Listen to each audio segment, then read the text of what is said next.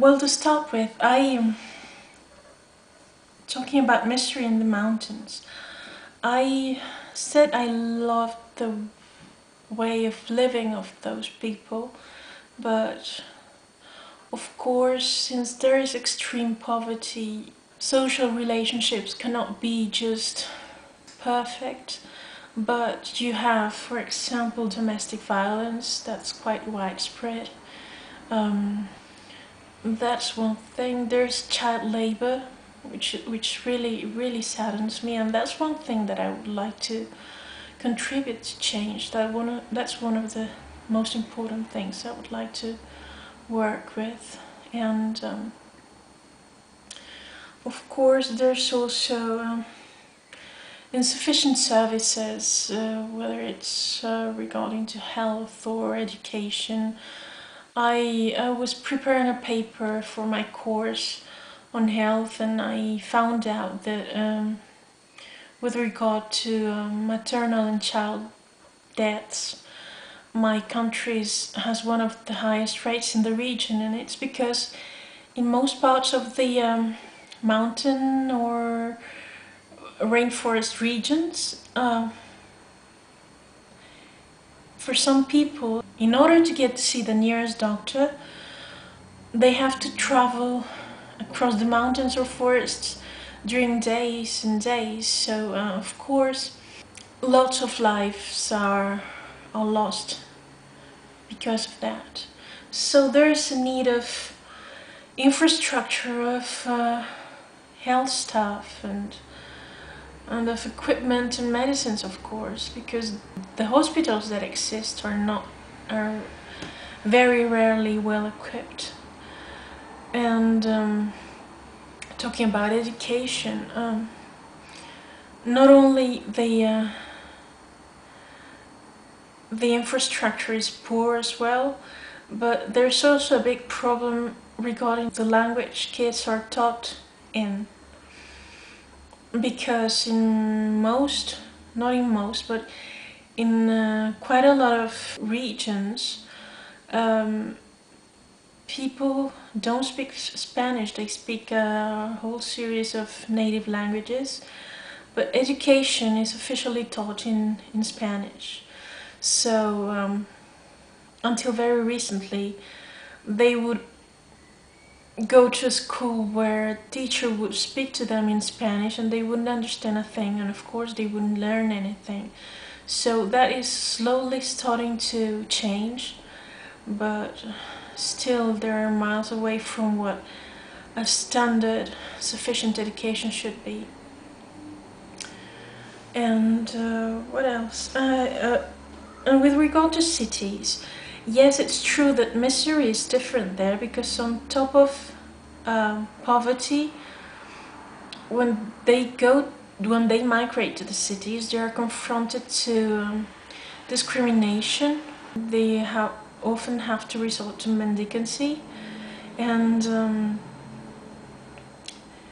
since they don't have a place to live, they often settle in abandoned areas which have absolutely no services at all, no water, no electricity, nothing. So the sanitary conditions are very harsh, and there's a lot that would need to be done there as well. And with regard to the concrete solutions,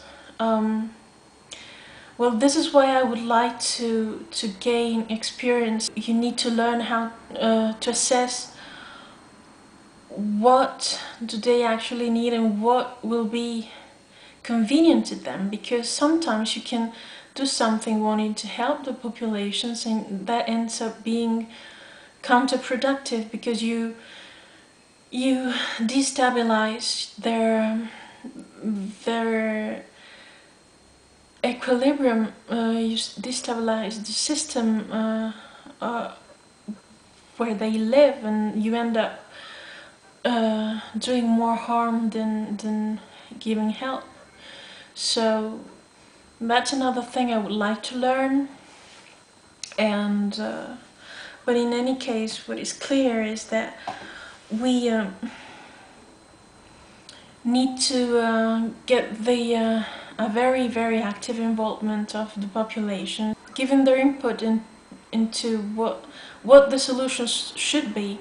So not only they feel they participate, like Howard pointed out in the comments, but also they know better than us about what they actually need, about what will actually work. So that is really, really crucial. And another important thing is that they need a lot of technical assistance, because, for instance, in agriculture they really need some help to improve their productivity, and even in other areas like in trade.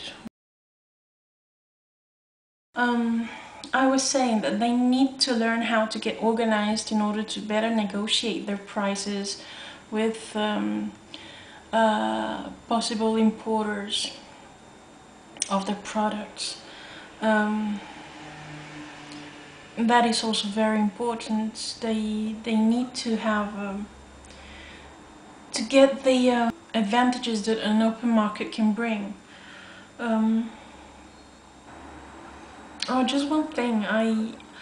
I also wanted to stress the need for developing little local industries, because very often since they're far away from everything, they need to pay huge amounts of, well, not huge amounts, but very unreasonable prices for things, for elementary things like very elementary agricultural tools, things that they could produce by themselves, because they do have the raw materials. So if they could produce certain things by themselves and satisfy their own markets, that would create a source of income for a lot of families, and it would benefit the whole community in the long term. So that's another very important thing that I would like to further look into once I have the instruments to better analyze that. So that's it. I still have a lot to learn, and I'm looking forward to having more experience in order to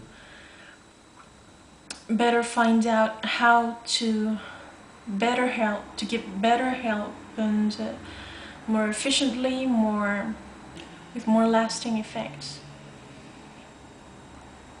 So I hope this responded to your questions, and once again, thank you very much for watching.